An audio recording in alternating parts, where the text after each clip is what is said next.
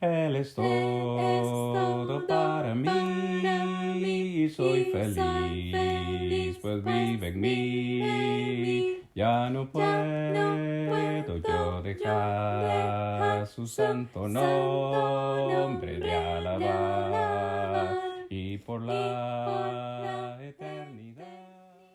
Muy bien, mis amados hermanos y amigos, vamos de una sola vez, que el tiempo siempre es apremiante, el tiempo siempre nos gana al estudiar la palabra de Dios. Vamos sin más demora al repaso, hermanos, al repaso de lo que hemos visto hasta este momento. Usted lo tiene ya en la presentación. Lo primero que quiero recordarles a cada uno de ustedes, hermanos, es el tema principal de la carta a los filipenses. Estamos estudiando, si usted recuerda bien, estamos estudiando bien los 10 gozos del cristiano, los 10 gozos, perdón, que podemos disfrutar en el cristianismo. Es lo que encontramos en la carta a los filipenses, porque Pablo, que por cierto está preso, escribe esta epístola, esta carta a los hermanos de Filipo desde la cárcel.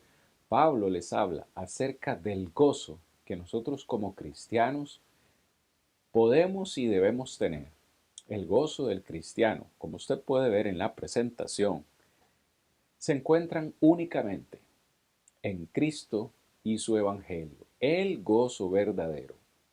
Porque este mundo nos ofrece alegrías, nos ofrece diferentes momentos en los cuales momentáneamente podríamos decir disfrutamos algún tipo de experiencias agradables en las cuales experimentamos felicidad. Pero el gozo verdadero, el gozo completo, lo podemos encontrar únicamente en la persona de Cristo y su Evangelio. Vea qué importante. Cristo y su Evangelio son las claves para el verdadero gozo, pero sin importar las circunstancias que nosotros podamos enfrentar en la vida. Es decir, el cristiano está gozoso siempre, aunque esté en momentos de dificultad, aunque esté enfrentando escasez, aunque esté enfrentando enfermedad o cualquier otra adversidad terrenal, el cristiano siempre, siempre tendrá gozo, porque su gozo no viene de las cosas efímeras de este mundo o materiales, sino que encuentran su raíz en el autor de la vida, nuestro Señor Jesucristo. Como usted puede ver en la presentación, entonces hemos visto 7 gozos. Nos restan solamente 3 para finalizar este estudio. 7 gozos que hemos visto en este estudio. El primero que vimos, el gozo del compañerismo en la oración, el gozo de una vida de propósito. Pablo fue un hombre de propósito, su propósito fue predicar el Evangelio, el gozo de sacrificarnos, el gozo de la humildad de Cristo. Capítulo 2, hermanos, lo dijimos en esa ocasión, probablemente el capítulo más difícil de poner en práctica en toda la Biblia. Ser humildes, renunciar a nosotros mismos, ver a los demás como superiores, es exactamente lo que el Señor Jesús hizo, siendo en forma de Dios, tomó forma de hombre, forma de siervo, forma de esclavo para servirnos. El gozo de la obediencia fiel, capítulo 2, versículo 12 al 18. El gozo de trabajar juntos, el gozo de entregarlo todo por el Señor. Hermanos, estos son los gozos que hemos visto hasta este momento. No los vamos a recapitular porque se nos va la clase, así que vamos en materia. La semana anterior estuvimos bajo esta premisa, estuvimos en la parte final de la clase anterior analizando el gozo de apuntar hacia el cielo, y esta sección prácticamente iba desde el versículo 12 hasta el versículo 21, pero si mal no recuerdo, por cuestiones de tiempo nos quedamos en el versículo 14, así que en esta noche vamos a terminar esta sección iniciando desde el versículo 15. Vamos a estar viendo estos últimos versículos, mis amados hermanos y amigos. Espero que ya usted tenga su Biblia en mano, tenga su cuaderno de notas para que pueda repasar en el futuro esta lección. Vamos entonces a iniciar el estudio de esta noche leyendo Amados hermanos, el versículo 15. Versículo 15, vamos a estar leyendo. Dice el versículo 15. Así que todos los que somos perfectos, esto mismo sintamos. Y si otra cosa sentís, esto también os lo revelará Dios. Fíjese cómo el apóstol Pablo apela nuevamente a los hermanos en Filipo y les dice, como una conclusión de lo que acaba de decir, porque la expresión así que en el versículo 15 es una conexión de lo que acaba de decir anteriormente. Así que, dice el verso 15, el apóstol Pablo dice, los que somos perfectos, es decir, los cristianos, los miembros de la iglesia. Recuerde que nosotros somos perfectos, no por lo que hayamos hecho o por lo que podamos hacer, porque la palabra perfecto acá no significa sin pecado. Claro que cometemos pecados, erramos, pero la palabra perfecto acá significa completo, ¿no? Hemos sido completados o somos perfectos, no por lo que hayamos hecho, sino por lo que Cristo hizo por nosotros. Todos los miembros de la iglesia somos entonces perfectos. Dice Pablo, así que todos los que somos perfectos, esto mismo sintamos. Y si otra cosa sentís, esto también Dios os lo revelará. Esto mismo sintamos. ¿Qué es lo que nosotros debemos sentir? Todos juntos, unánimemente, como miembros de la iglesia. ¿Cuál es esto? ¿Cuál es esta cosa que debemos sentir? Pues, por supuesto, lo que él mismo acaba de decirnos anteriormente, en el versículo 13 y en el versículo 14, donde él mismo dijo, yo no pretendo haberlo ya alcanzado, dice él, pero una cosa hago. Fíjese, una cosa hizo Pablo y es lo que él quiere que nosotros sintamos. Una cosa hago, dice, dejando todo atrás. Pablo tenía un gran currículum, muchas cosas de qué gloriarse en su vida terrenal. Las vimos la semana pasada, pero él dice, lo tengo todo por basura. Dice, una cosa hago, dejando todo eso atrás, al final del versículo 13, y extendiéndome a lo que está adelante. Verso 14 dice Pablo, prosigo a la meta, dice al premio del supremo llamamiento de Dios en Cristo Jesús. Entonces, ¿qué es lo que Pablo quiere que nosotros sintamos unánimemente todos como iglesia? Este sentimiento, hermanos, es que si ya estamos en Cristo, si estamos en la iglesia, debemos dejar todo atrás. Y nuestro único propósito es continuar avanzando hacia la meta. Nuestra meta es el cielo. Recuerde que esta sección que estamos considerando es precisamente esta, el gozo de apuntar hacia el cielo. Dice, esto es lo mismo que nosotros debemos sentir. El gozo de apuntar al cielo, de dejarlo todo atrás y de continuar caminando hacia la meta para recibir el premio de ese llamamiento que Dios nos ha dado en Cristo Jesús. Dice, si alguien sintiera otra cosa, Dios mismo se lo revelará. Hermanos, Dios mismo que busca, anhela constantemente tener comunión con nosotros, a través de su Espíritu Santo, a través de su palabra, a través de lo que nosotros veamos en la Escritura, Él constantemente nos va a recordar o nos va a revelar a través de su palabra cuál debe ser nuestro propósito. Y nos va a motivar, nos va a hacer sentir ese deseo de querer llegar al cielo. Fíjese, si continuamos leyendo, versículo 16, dice Pablo, pero en aquello a que hemos llegado, sigamos una misma regla, sintamos una misma cosa. Pablo en el versículo 16, quiero hacer un contraste entre el versículo 16 y el versículo 13. Dice Pablo, yo no pretendo, en el versículo 13 dice, yo no pretendo haberlo alcanzado ya.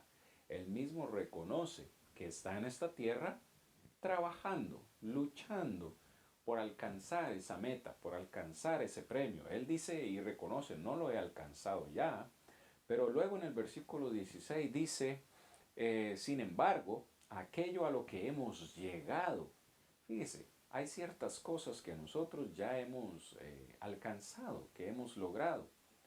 Eh, es lo que Pablo quiere decir en el versículo 16. Lo que hemos alcanzado, debemos tomarlo y permanecer ahí, firmemente.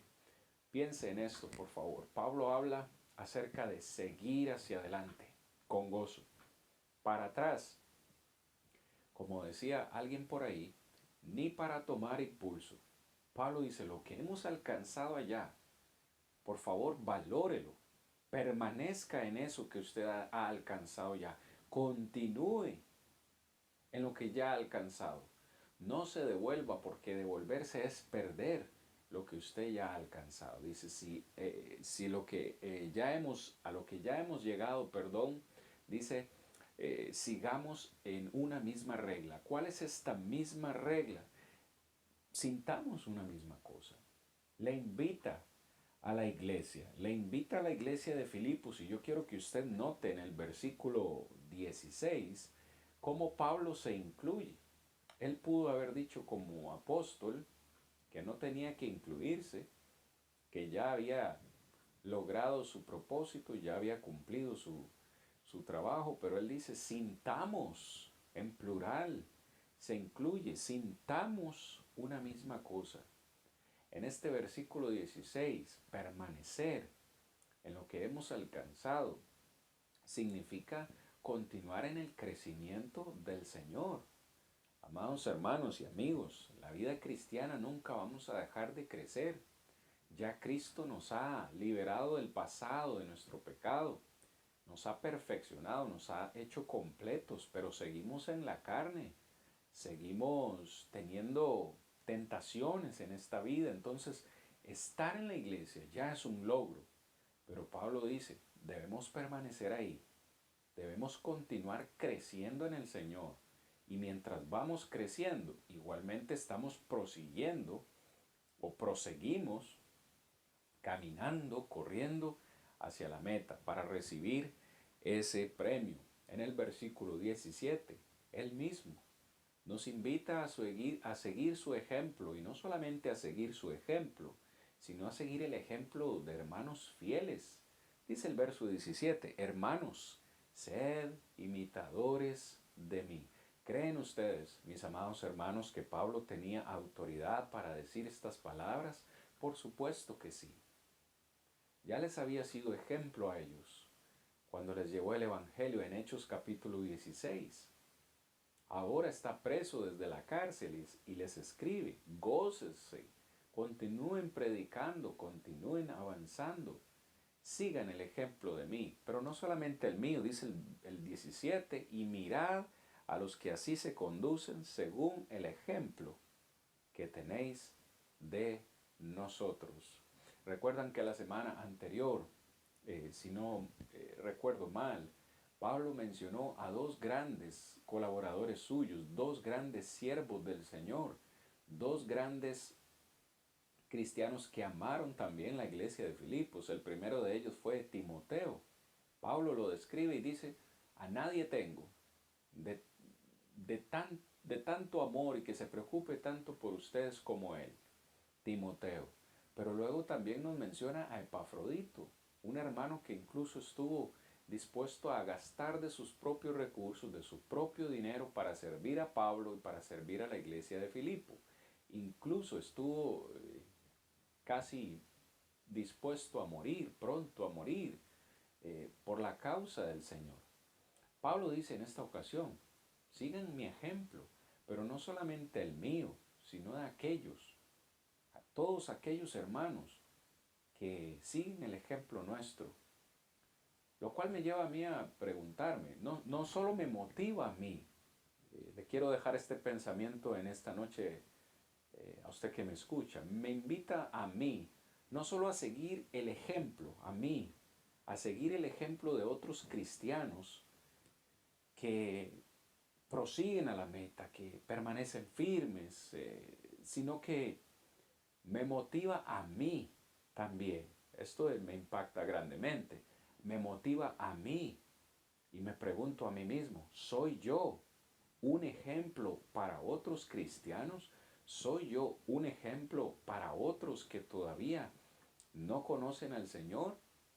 Yo tengo que seguir el ejemplo de otros hermanos, pero también yo debo preocuparme por ser un buen ejemplo para otros. ¿Ser un buen ejemplo en qué? Pues analizando el contexto. Un buen ejemplo en permanecer fiel al Señor, un buen ejemplo en dejar todo atrás, un buen ejemplo en que los hermanos y otras personas vean mi gozo de caminar hacia el cielo, mi gozo de estar en la iglesia, mi gozo de servir a otros, mi gozo de renunciar a mí mismo, mi gozo de predicar el Evangelio, cada uno de los gozos que hemos visto anteriormente. Tenemos esa clase de gozo, amados hermanos. Somos realmente un ejemplo para nuestros hermanos en la fe. Espero en el Señor que así sea. Y que si no hemos sido un buen ejemplo, no importa. Somos humanos y erramos. Y siempre hay tiempo para corregir. Si no hemos sido un buen ejemplo para ellos, podemos iniciar en esta semana, un día a la vez. Voy a ser un buen ejemplo para mis hermanos en la fe.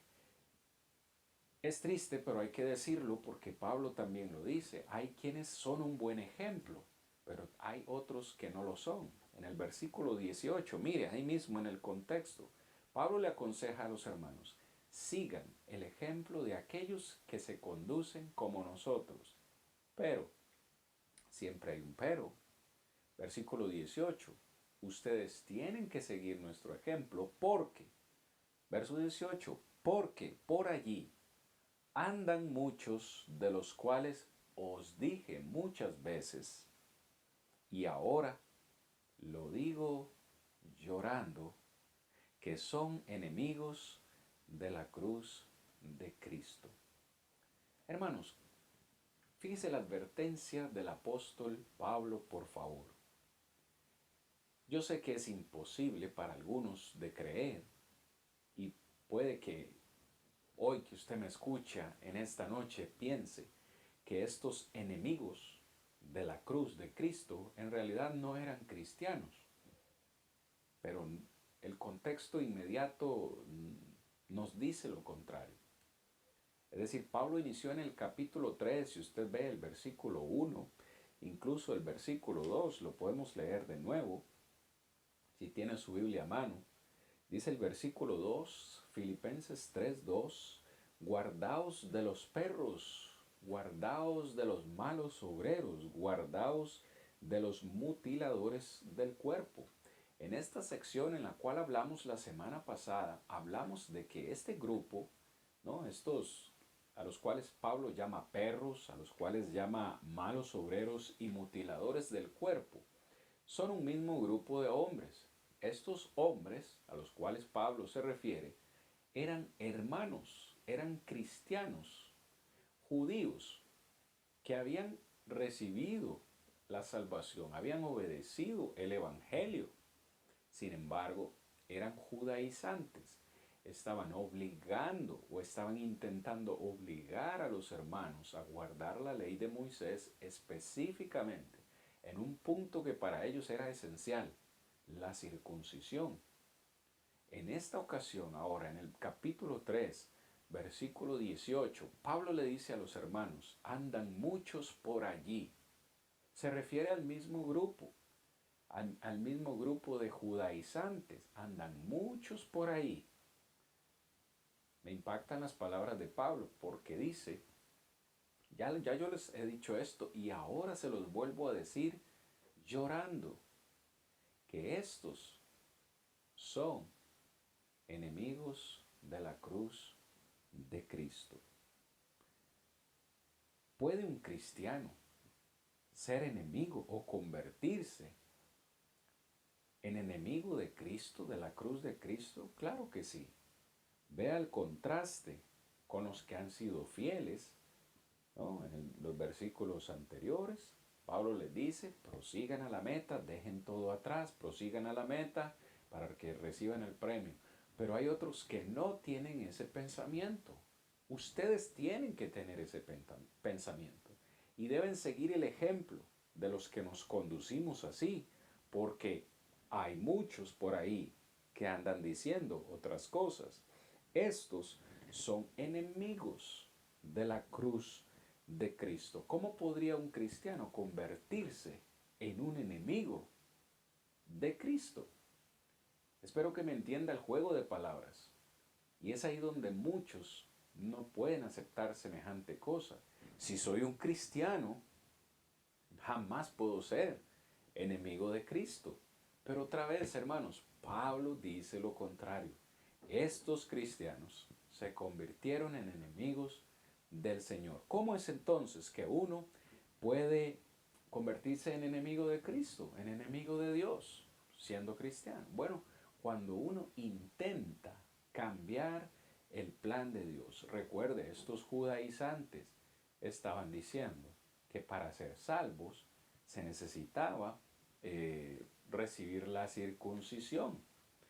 Yo quiero que por un momento vayamos a Gálatas capítulo 2, sin perder, hermanos, Filipenses, estamos bien cerquita, unas páginas atrás, en Gálatas capítulo 2, porque la carta a los Gálatas es una carta que Pablo fuertemente exhorta a los hermanos de Galacia, a los Gálatas, y les habla acerca de este tema.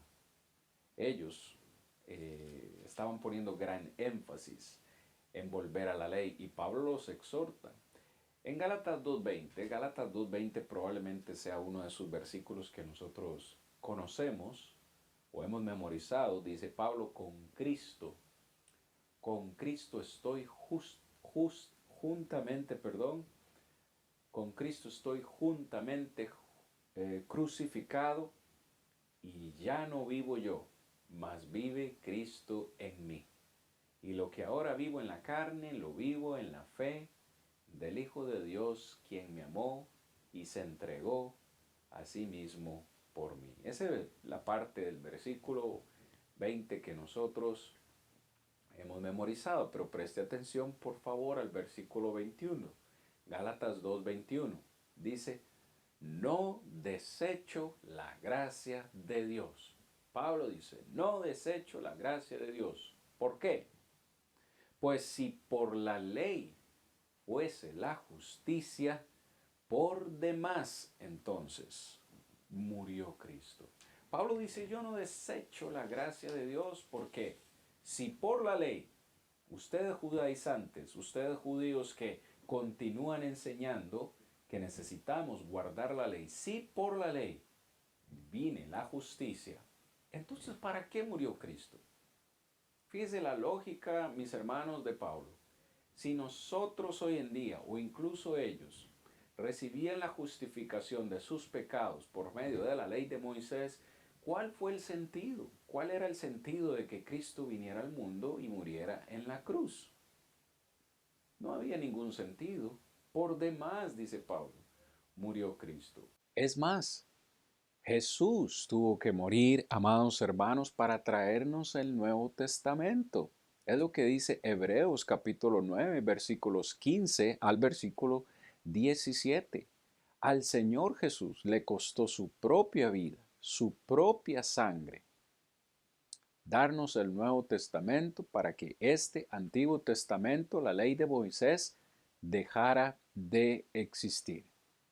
Entonces, mis amados hermanos, cuando usted vuelve al contexto de Filipenses, capítulo 3, versículo 18, ahora entendemos por qué Pablo dice que estos hermanos, que este grupo de cristianos que habían obedecido el Evangelio, estos cristianos ahora son enemigos de la cruz de Cristo. Estaban predicando algo diferente al plan de Dios. Tal es la condena o tan fuerte es la descripción de Pablo de este grupo en el versículo 19. Pablo nos dice 4 cosas acerca de este grupo de enemigos de la cruz de Cristo. Fíjese, en primer lugar, en el versículo 19, dice Pablo, el fin de los cuales será perdición.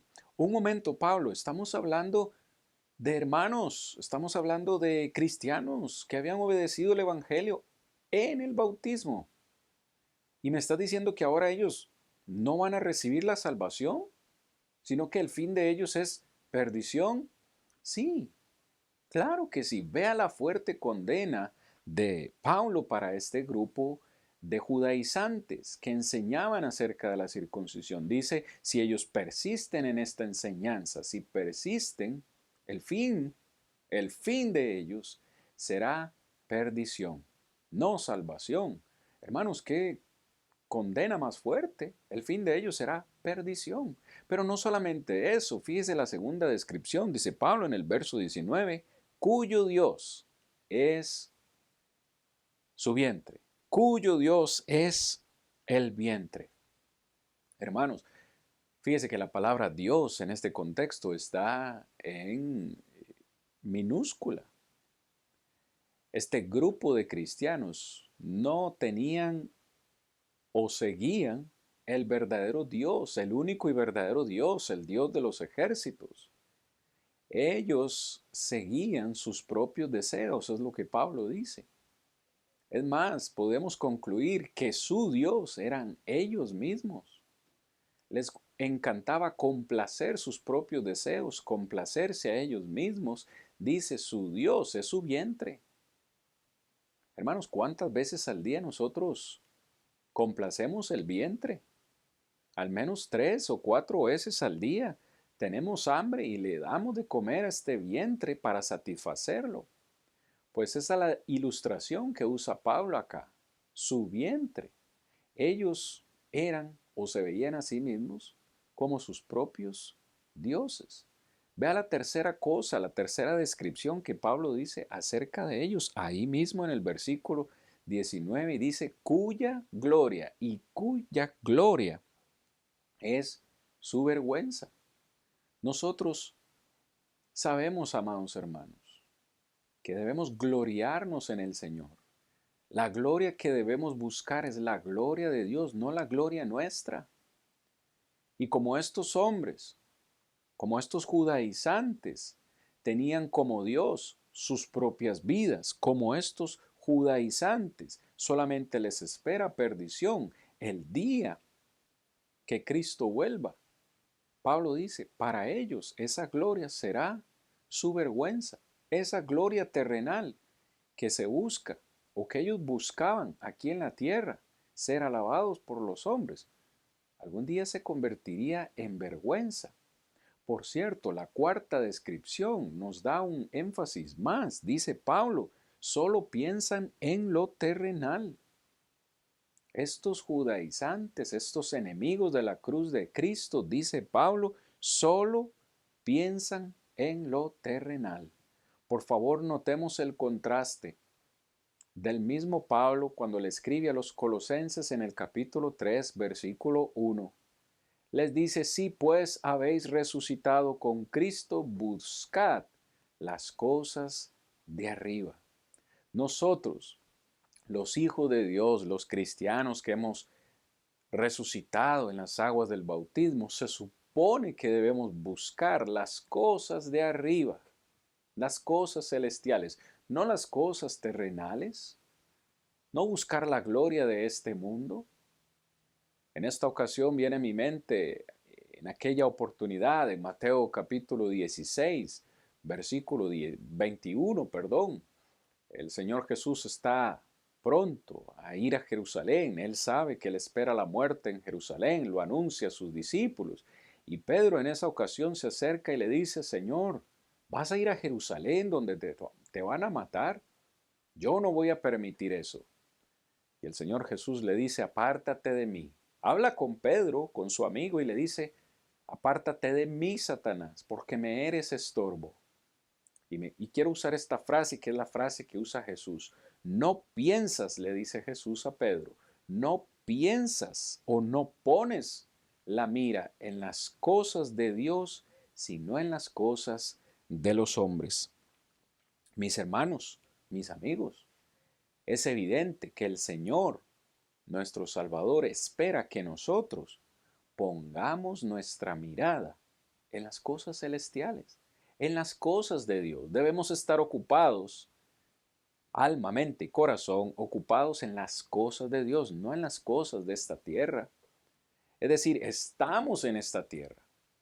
Estamos aquí momentáneamente, de paso en esta tierra, pero no debemos poner nuestro gozo, nuestra esperanza, nuestro enfoque no puede estar en las cosas terrenales. Es más, en el verso 19 nos va a decir estas cuatro cosas de este grupo de judaizantes, pero hace un contraste en el versículo 20. Por favor, una al final del versículo 19 con el versículo 20. Estos hombres buscan o ponen su mirada, piensan en las cosas terrenales. Verso 20. Pero nuestra ciudadanía está en los cielos, de donde también esperamos al Salvador, al Señor Jesucristo. Hermanos, si somos hijos de Dios, si hemos obedecido al Evangelio, si estamos en la iglesia, el punto de Pablo es, nuestra ciudadanía está en los cielos. Es por eso que debemos poner nuestra mirada en las cosas de arriba, en las cosas celestiales. Estamos en este mundo de paso. Como ciudadanos, tenemos derechos y también tenemos responsabilidades. Cuando Pablo nos dice que nuestra ciudadanía está en los cielos, perdón hermanos, nos anima en gran manera diciéndonos de otra forma, somos hijos del Rey, somos hijos de Dios y por tanto tenemos esos derechos, tenemos esos privilegios, tenemos también esas responsabilidades. De nuevo, por más trillado que suene, por más que se vea como un cliché, hay que decirlo, estamos en este mundo, pero no somos de este mundo. Estamos de paso. Algún día tendremos que regresar a casa. Es lindo regresar a casa, ¿sí o no? Tal vez usted en alguna ocasión ha hecho un viaje de vacaciones, de trabajo, de lo que sea, ha estado lejos de casa por algunos días. Y no hay nada mejor que regresar a casa, sentir el aroma de nuestro hogar, de nuestra casa. Le pregunto a usted, hermano, amigo, en esta noche, ¿está usted ya preparado para ir a casa? ¿Está usted listo para ir al encuentro del Señor? Pablo le dice a los hermanos en Filipo, nuestra ciudadanía está en los cielos. De ahí, de los cielos, es donde esperamos al Salvador, a nuestro Señor Jesucristo. De nuevo le pregunto, ¿está usted esperando al Salvador? ¿Está usted listo y preparado para esperar y recibir a su Salvador? Espero que la respuesta de verdad sea sí. Si no, si la respuesta es no, si usted siente que no está preparado, ¿qué va a hacer al respecto? Importante pregunta, ¿verdad que sí? Verso 21, para ver si finalizamos, hermanos, dice el verso 21, el cual, nuestro Señor, transformará el cuerpo de la humillación nuestra para que sea semejante al cuerpo de la gloria suya por el poder con el cual puede también sujetar a sí mismo todas las cosas. Hermanos, amigos, este cuerpo de humillación, este cuerpo lleno de pecado, este cuerpo frágil, que se enferma, que se duele, dice Pablo a los hermanos de Filipo, el Señor en su regreso nos transformará. ¿Cómo será esa transformación? No lo sabemos. 1 Corintios capítulo 15 dice que este cuerpo de corrupción será transformado en un cuerpo de incorrupción, incorrupto. Ciertamente ya no tendremos este cuerpo que tenemos ahora. ¿Cómo será el cuerpo que tendremos? No lo sabemos, no lo sabemos, pero sí Pablo le dice a los hermanos de Filipo que es nuestro cuerpo, este cuerpo será transformado como el cuerpo que en este momento tiene nuestro Señor Jesucristo. Será transformado, dice, para que sea semejante al cuerpo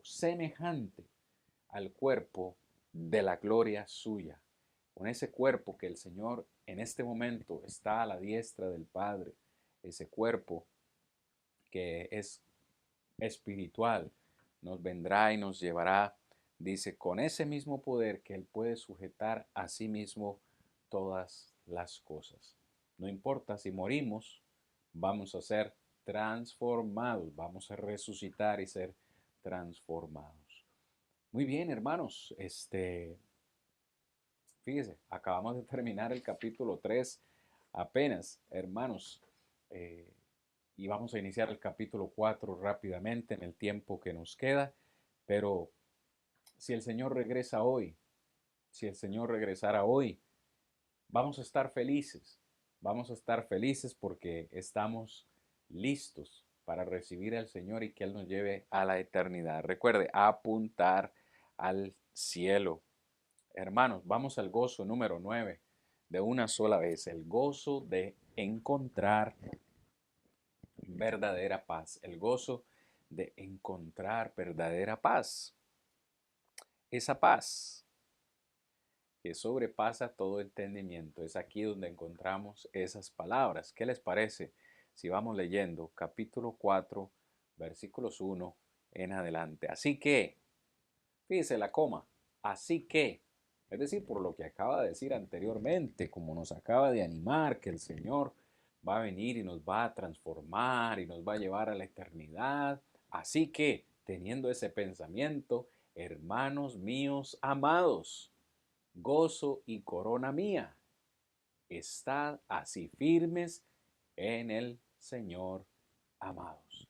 Fíjese el mandamiento. ¿Cómo deben estar los hijos de Dios aquí en la tierra? Estar firmes. Nada nos va a mover. Vamos a permanecer fieles al Señor. En esta sección vamos a poder darnos cuenta cómo podemos nosotros hallar la verdadera paz, cómo librarnos de la ansiedad que normalmente tenemos en nuestra vida. El primer, el primer requisito, no sé si debo decirlo de esta forma, para que nosotros encontremos la verdadera paz y nos libremos de la ansiedad es saber que somos amados. Fíjese, o soy yo, hermanos, que le presto un poquito de atención a eso en dos ocasiones, al inicio y al final, cómo les llama Pablo a los hermanos en Filipo, o a los hermanos de Filipo. Así que amados, perdón, así que hermanos míos amados, Pablo les dice que les ama, hermanos míos amados. Al final del versículo le dice de nuevo, amados. Pablo les manifiesta que él los ama. ¿Es bueno saber que somos amados? Claro que sí. Luego les dice, hermanos míos amados, ustedes son mi gozo, ustedes son mi corona.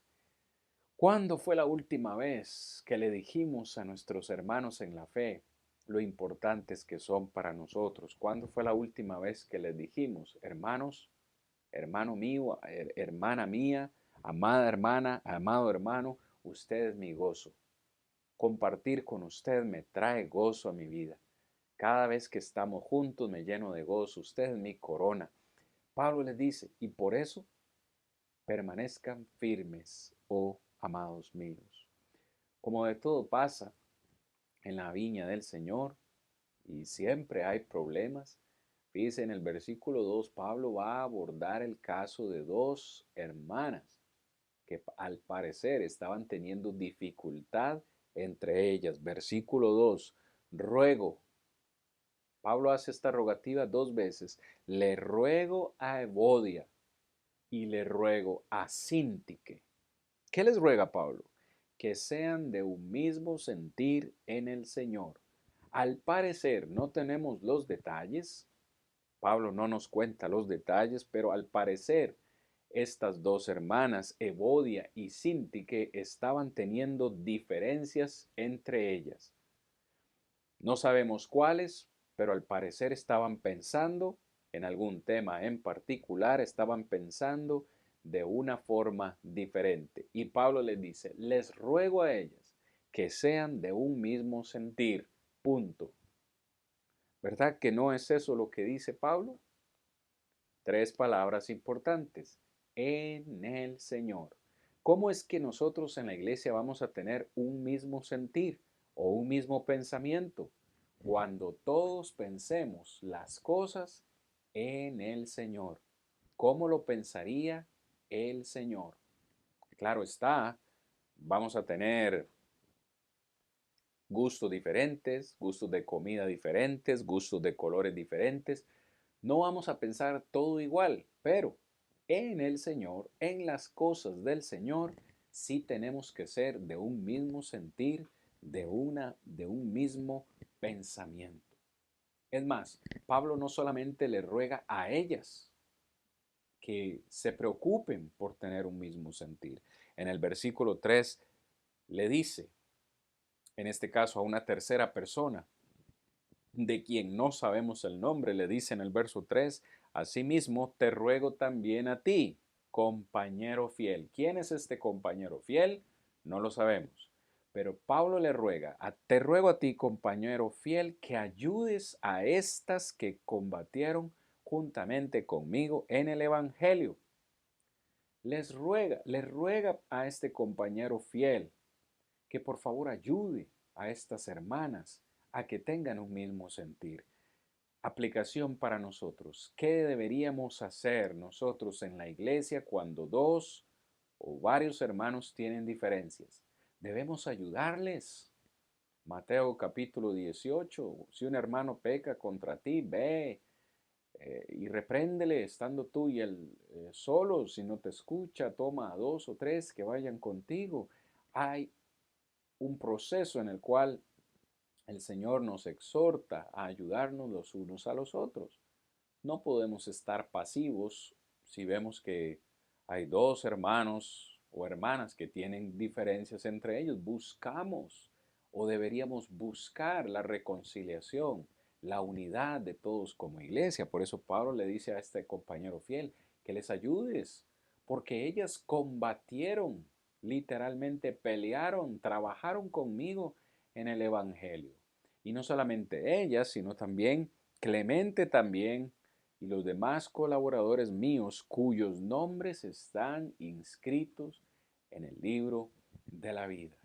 No hay duda de que a pesar de las diferencias que estaban teniendo, sus nombres estaban inscritos en el libro de la vida, porque estaban en la iglesia, estaban luchando, trabajaron por el Evangelio. Y por tanto, Pablo nos exhorta y nos anima a todos en esta noche. Si hoy todos estamos haciendo esto, estamos perseverando en la iglesia, estamos trabajando en el Evangelio, a pesar de que podamos tener ciertas diferencias que podemos corregir luego, no hay duda que nuestros nombres están inscritos en el libro de la vida. Este es un tema profundo y complejo, casi que para una clase aparte, que sabemos del libro de la vida. Le pregunto en esta noche, ¿está su nombre inscrito en el libro de la vida? Esa es la mayor preocupación que deberíamos nosotros tener. Si hubieran algún tipo de libro, ¿en qué libro le gustaría a usted que su nombre figurara? Imagine el libro de, no sé, las 100 personas más maravillosas de la Tierra. La persona con las 100 personas con los talentos más maravillosos de la Tierra. ¿Y le gustaría que su nombre esté en ese libro? Los 10 mejores cocineros del mundo, si a usted le gusta la cocina. No sé, póngale el título que usted quiera a ese libro. ¿Le gustaría a usted que su nombre esté en ese libro? ¿A quién no? Pero nos preocupamos porque nuestro nombre está inscrito en el libro de la vida. Es el libro en el cual el Señor pasará lista y dirá, estos son los que vengo a llevarme a la eternidad. Vamos a ver si tu nombre está ahí. Permíteme preguntarte en esta noche, ¿está tu nombre inscrito en el libro de la vida? Si la respuesta es sí, gloria sea a Dios. Si la respuesta es no, ¿Qué vas a hacer al respecto? Pablo nos da instrucciones acá acerca de las cosas que debemos de hacer para estar en ese libro de la vida. Versículo 4. Probablemente, de nuevo, de los versículos más conocidos, recitados de la Biblia. Filipenses 4:4. Regocijaos en el Señor siempre. Otra vez os digo, regocijaos. Nos manda el apóstol Pablo a estar siempre felices, siempre gozosos. Claro que sí. Yo en algunas ocasiones he predicado de este tema y lo he dicho con sinceridad. Este probablemente sea el mandamiento en el cual más fallamos todos los cristianos, incluido este servidor que les habla. Porque yo debo de estar siempre gozosos. La pregunta es, ¿yo debo estar siempre gozoso en las cosas de esta tierra? ¿O es que nada me va a entristecer en esta vida? Fíjese la clave, de nuevo en el versículo 4. Regocijaos en el Señor. ¿Nos ha dicho esto anteriormente en la carta a los filipenses? Aquí mismo, en el versículo 3. Que sean de un mismo sentir en el Señor. Si usted se va más adelante o se va más atrasito, encontrará que todo lo que debemos hacer, todos los gozos que debemos implementar en nuestra vida deben ser en el Señor. Es la clave. Yo debo estar gozoso en la vida, en todo lo que el Señor me pida, en todo lo que el Señor requiera de mí. Por supuesto, si yo no estoy en el Señor y si el Señor no está en mí, difícilmente voy a experimentar el gozo verdadero. De nuevo recuerde, es Pablo quien está preso en Roma quien dice estas palabras. Regocijaos en el Señor siempre. Otra vez les digo, regocijaos. Vuestra gentileza, verso 5, vuestra gentileza sea conocida de todos los hombres. El Señor está cerca.